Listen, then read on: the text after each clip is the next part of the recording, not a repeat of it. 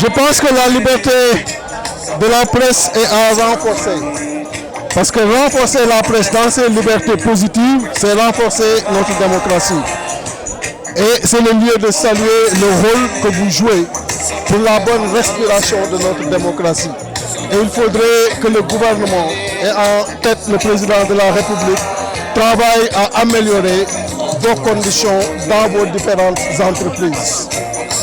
Et nous sommes là parce que le président Idrissa Seck nous l'a demandé, moi et Thierno Bokoum, à vos côtés pour saluer votre travail, mais également pour remarquer positivement le coup d'éclairage et de lumière que vous amenez à tous les dirigeants dans leur chemin pour le développement de ce pays-là.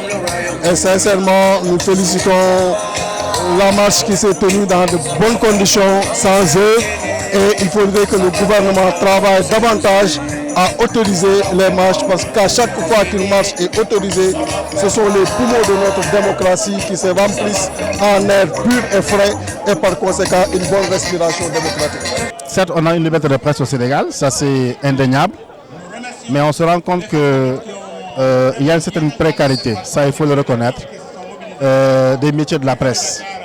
C'est pourquoi aujourd'hui quand même nous avons joué nécessaire pour le renforcement de la démocratie et surtout également pour l'état de droit, venir soutenir tous les organes de presse, sans exception, pour que le gouvernement quand même jette un coup d'œil sur les revendications et surtout voter le code de la presse, parce qu'ils ont besoin quand même de se professionnaliser. Ils ne tendent pas la main, ils veulent tout simplement que leur métier soit respecté, soit organisé. C'est pourquoi aujourd'hui, à partir de la liberté que la presse dispose pour écrire, pour parler, mais également il y a un besoin de revaloriser leur métier. Et ils le demandent à travers le vote du code de la presse. Je pense que c'est le message quand même que les organisations ont lancé au gouvernement. Et c'est là où également on attend le gouvernement. La presse est un outil, est un pilier de la démocratie et de la République. Et donc nous avons intérêt à défendre la presse sénégalaise. Les doléances présentées ici, les problèmes posés sont clairement posés.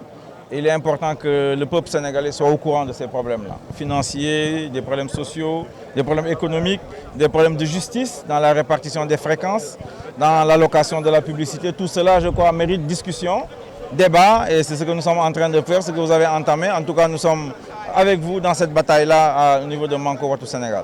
Dans les années 70-80, il n'y avait pas tout ça, hein? Il n'y avait pas cette liberté de la presse. Donc c'est un combat de tous les jours.